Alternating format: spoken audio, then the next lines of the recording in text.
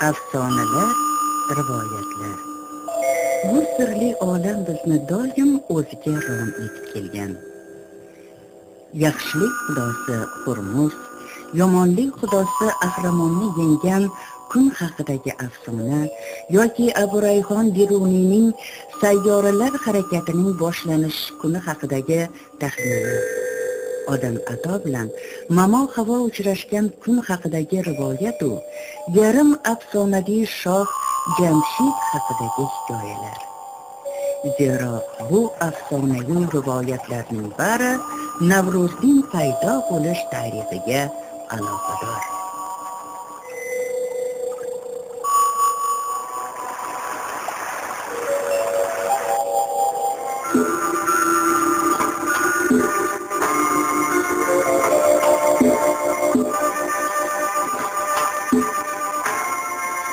Bahor fasli boshlanadigan bu kunda zamin qayta uyg'onadi. Butun borlig'i bilan hayotni his eta boshlaydi. Hamma narsa, butun borliq qaytadan yasharadi. Navruz tabiatning qayta tirilishidir. Izg'irin qish ortidan keladigan bahorning nafosatli nafasidir. Navruzda eng chiroyli udumlarimiz mujassam. Bu kunda yaratgandan mo'l hosil tilab, yerga urug' qadayotgan dehqonning tilagi vojib. Firdavsiy uni bejiz, bayramlar shohi deb atamagan.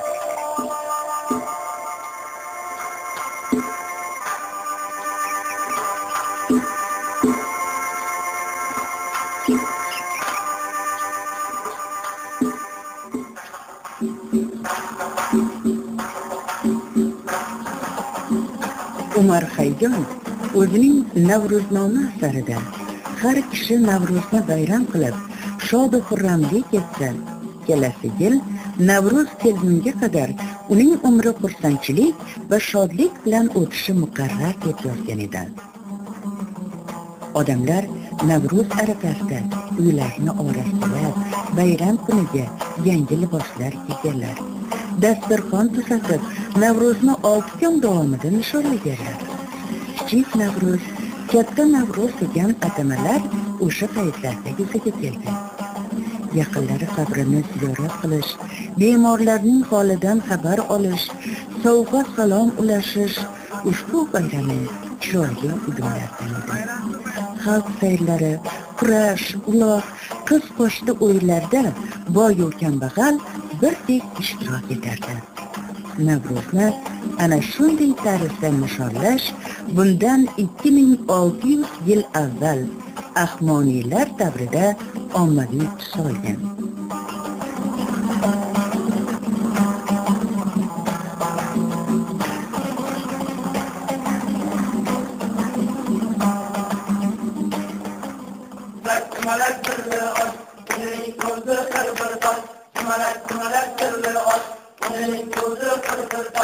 Olmak salma yezdiler, şiratını süzdüler.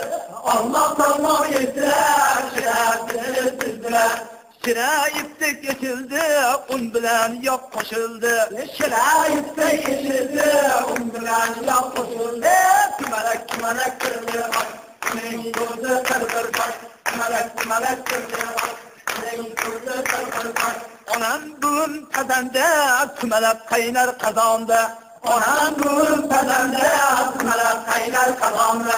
Fatma onam oşları, kümelek kıştı azandı.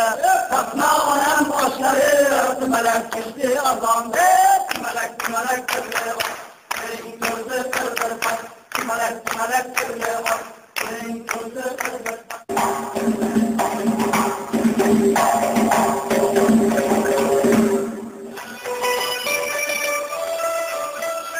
Dunyoda xalqlar ko'p.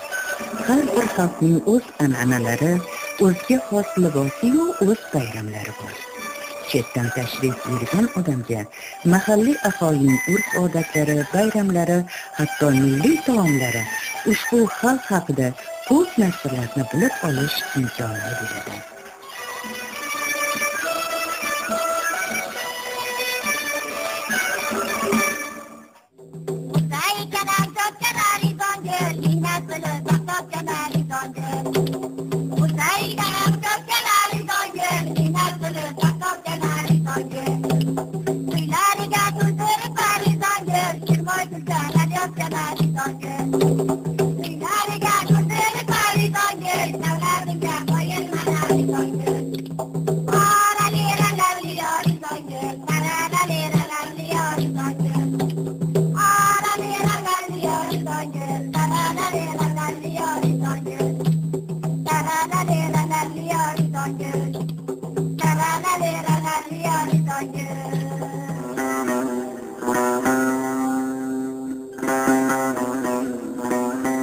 Navruzga tayyorgarlik ko'rish odatlaridan biri bug'doy yoki arpa dona yog'och idishda o'stirilib, bahor darakchisi sifatida dasturxon markaziga qo'yilgan.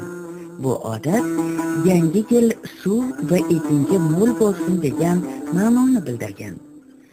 Bu kun taomil bo'yicha undirilgan bug'doydan sumalak pishiriladi. Sumalak bayram dasturxoniga qo'yiladigan haft sin, ya'ni S harfidan boshlanuvchi 7 ta taomning biridir. Xalqimiz sumalakni Navruz kabi aziz bilib juda e'zozlaydi.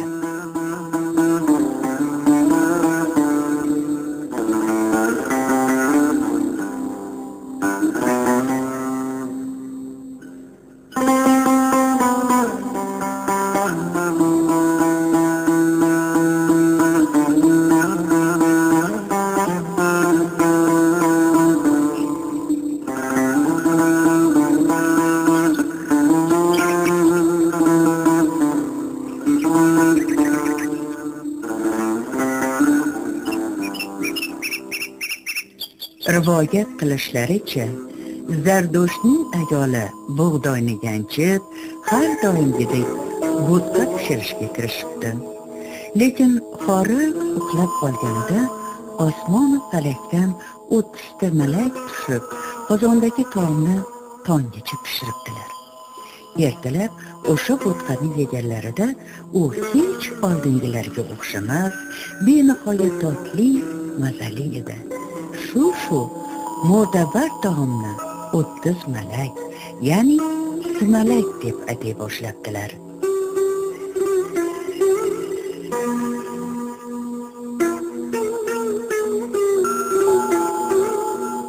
Sumalak deganda sayrlar, laparu aytishuvlar ko'z oldimizga keladi. Milliy urf-odatlarimiz namoyon bo'ladi. U qo'ni-qo'shni-yu qarindoshni bir davraga chorlab, mehr rishtalarini mustahkam etish qudratiga ega. Farzandlarimiz uni shirinlik sifatida ham xush ko'rishadi. Aytishlaricha, Navruz kuni tong otganda kimki gapirishdan oldin shirinlik tanovul qilsa, hayoti shirin, kasalliklardan forig' bo'lar ekan.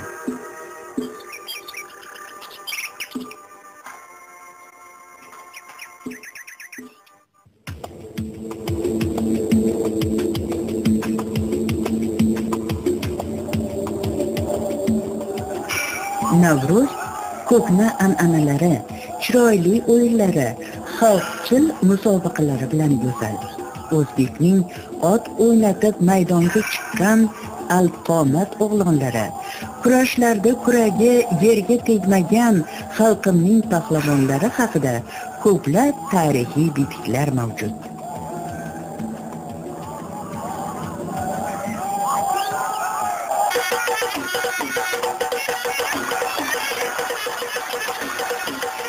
Xalq an'analaridan yana biri suv bilan bog'liq. Abu Rayhon Biruniy qadimgi xalqlardan qolgan yodgorliklar nomli kitobida yozadi. Odamlar bu kunni tong paytida o'rinlardan turib qarshi oladilar hamda hovuzlarga boradilar. Ko'pincha oqib turgan suvlarga ro'baro turib, yil barakali bo'lishi va ofatlar daf etilishi uchun ustilardan suv quyadilar.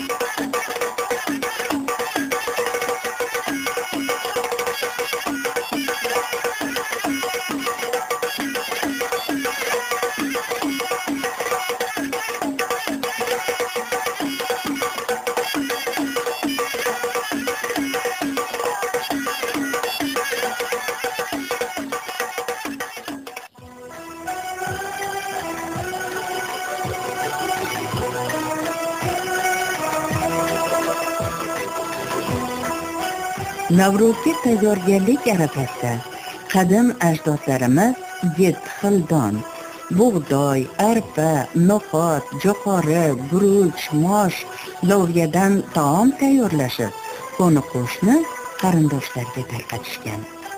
Shuningdek, 7 xil o'simlik, set olma, sabzi, sir sarimsoq, piyoz, sirqa, sakar toshgul, siyohdan qora danak, sinju yovvoyi zaytun urug'idan o'stirilgan to'kaklar bilan dasturxon bezatilgan. Hozirgi kunda biz sevib tanovvul qiladigan ko'ksonsa ham asal-asali bayram dasturxoni ko'rki bo'lgan.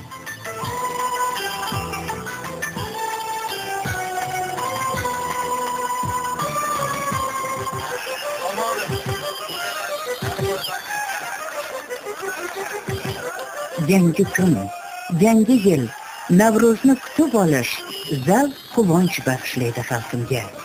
Navruz yerga urug' qadaladigan, bog'larda ayni ish boshlanadigan palla. Xalqimning quvonchi shundan. Qish bo'yi mudragan qalblarda mehr uyg'onadi.